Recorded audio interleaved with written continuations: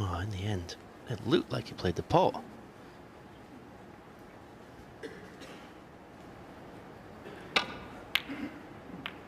In the end, he's quite lucky that the brown has stopped the cue ball coming back closer to the reds.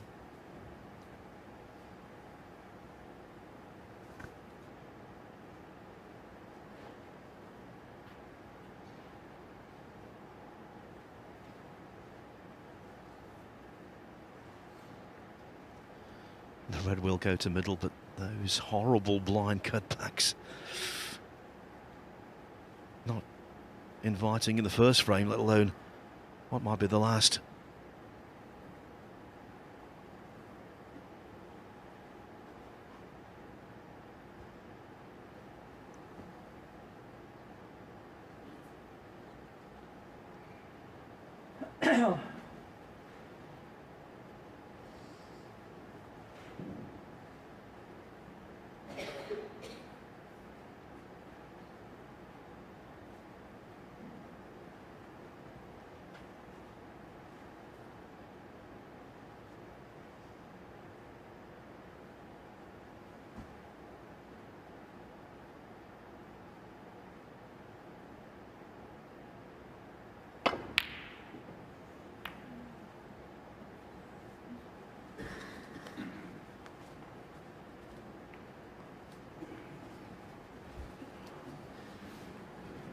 Neil's thinking, please go over a pocket.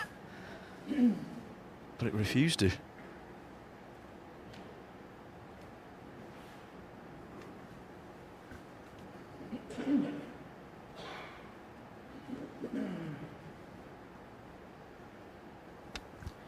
Looking to see if the brown is potable. Is there enough room? Squeeze past the red and pot it. Should he pot this red into the green pocket? Take the cue ball across to that left side cushion.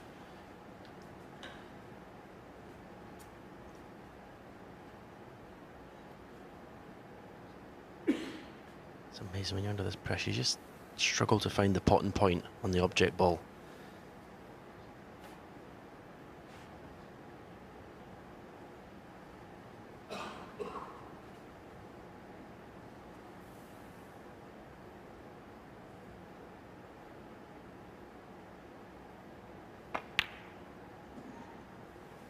Great pot. 30 points ahead. Pink, 36 points ahead. And the red, he can get on to the right middle.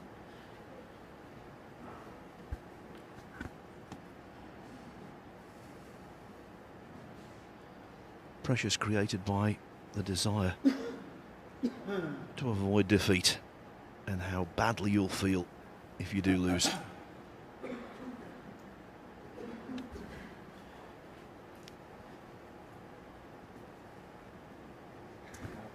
Pink ball, thank you.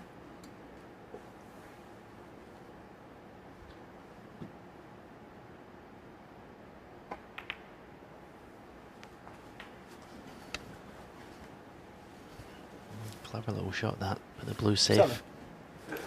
So this red again. To leave Graeme Dott needing a snooker. 8. After what occurred in the previous frame, he will not be taking anything for granted. Complacency, that word in his vocabulary, does not exist. Well, there's Pink to put himself in exactly the same position, with Graeme needing 2 snookers to tie. Surely lightning can strike twice here. 14.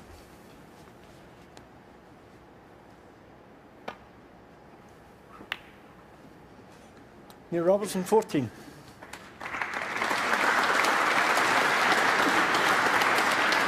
And this time it's not just the snookers, which are formidable enough to get.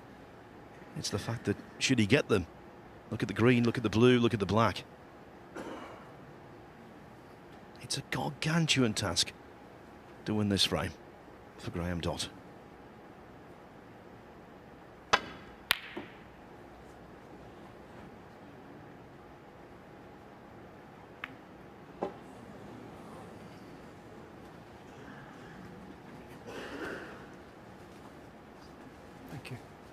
Well, at least the black set.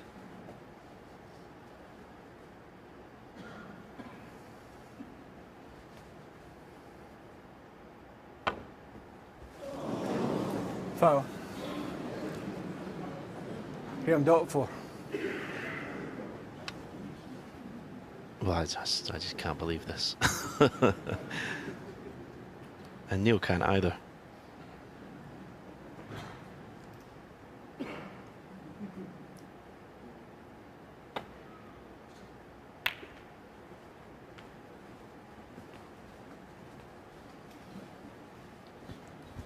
I've seen consecutive frames won after a player's required a snooker, but I don't think I've ever seen one where consecutive frames have been won when player requires multiple snookers. If you're just tuning in, the last frame, Robertson had got it won. Dott needed a couple of snookers. He got them and won it on the black. Robertson's praying that history does not repeat itself.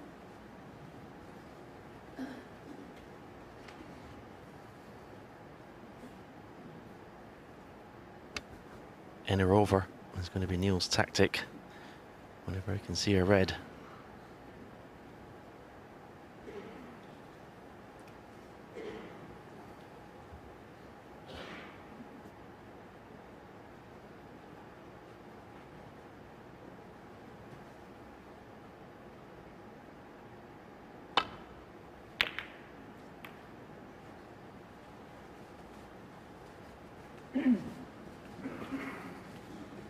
Dott reels away from the table.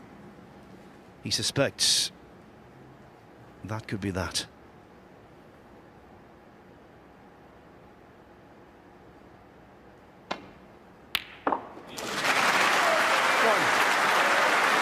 He's been waiting to exhale.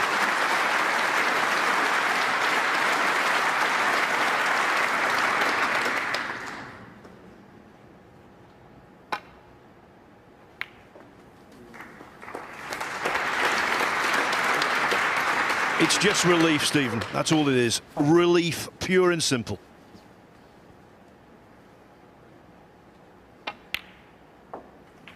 Seven. And now the game's easy again. 10.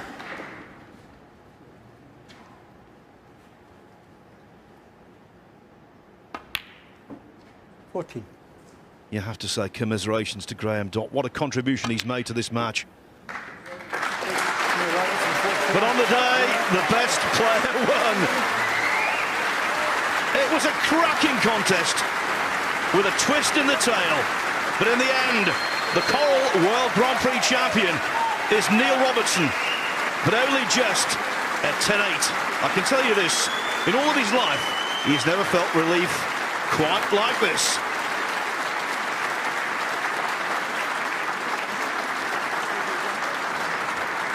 Ladies and gentlemen, would you please welcome your presentation party, event director for World Snooker Tour, Agata Chervinska, and the head of sponsorship from title sponsors Coral, Mr. Adrian Osman.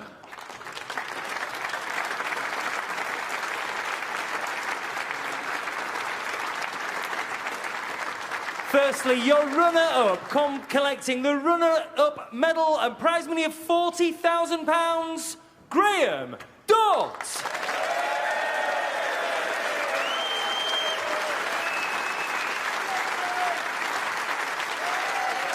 Graeme, well, my goodness me, what a dramatic finish to this match. It had a bit of everything in there. You never let Neil relax, never let him feel comfortable. Just take us through those last couple of frames, what it felt like.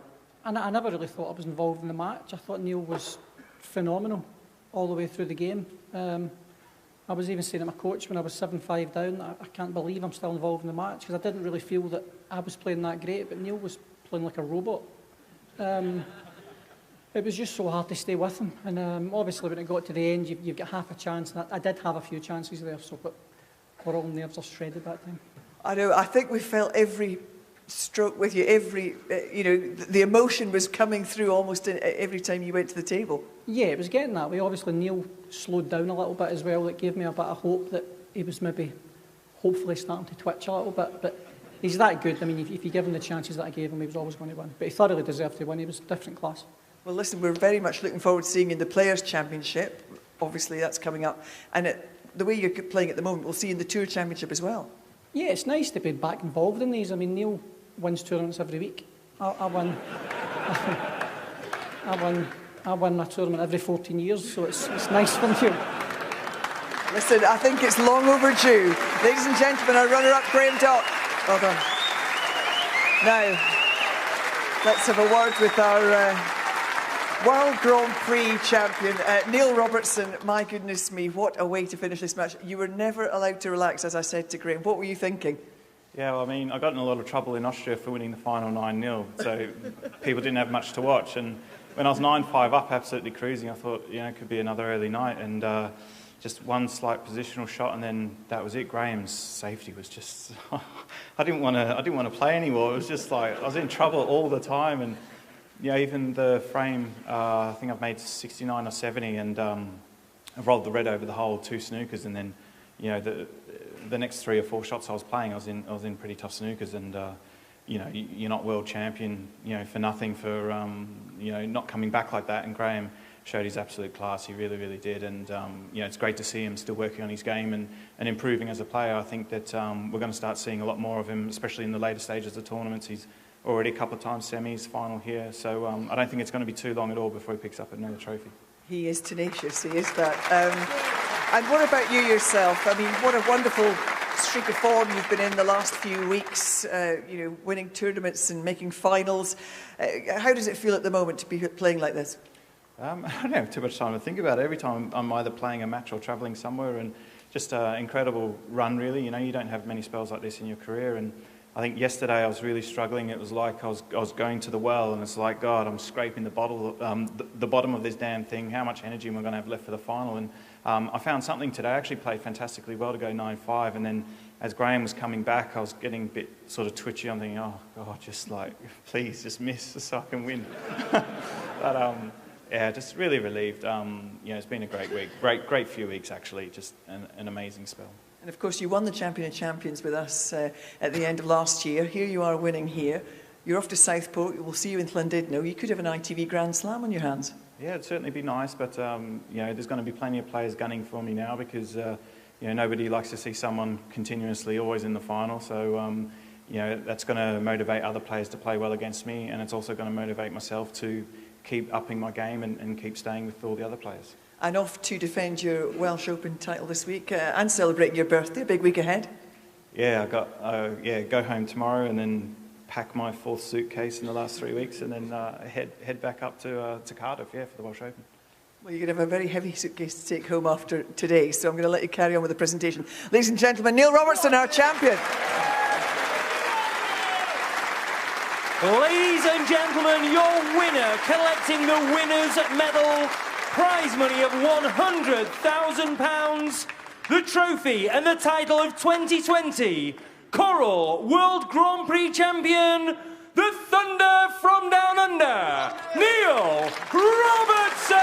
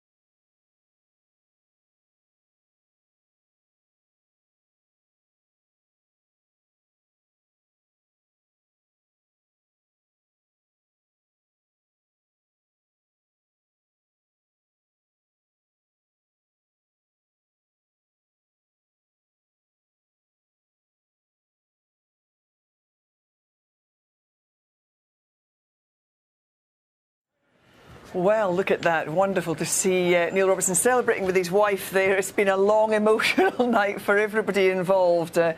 And we can see what it meant to him as well. I think when we saw that red go in that last frame, you just sensed the relief and the fact that he had got over the line. I'm now joined in the studio. Stephen Hendry's come in. We've got Neil here and Alan. That was a cracking final, wasn't it, Stephen? Yeah, it was pretty dull, wasn't it? It was like, no serious things happening out there. I just didn't know what was going to happen next. How Neil lost that frame when he only needed 2 snookers to tie. It was just the things that were going on was just incredible. But all credit to him because he found some good pots in that last frame, a couple of good long pots, and in the end, the snooker he played was pretty to get him to that stage. But in the end, it was an ugly win in the end.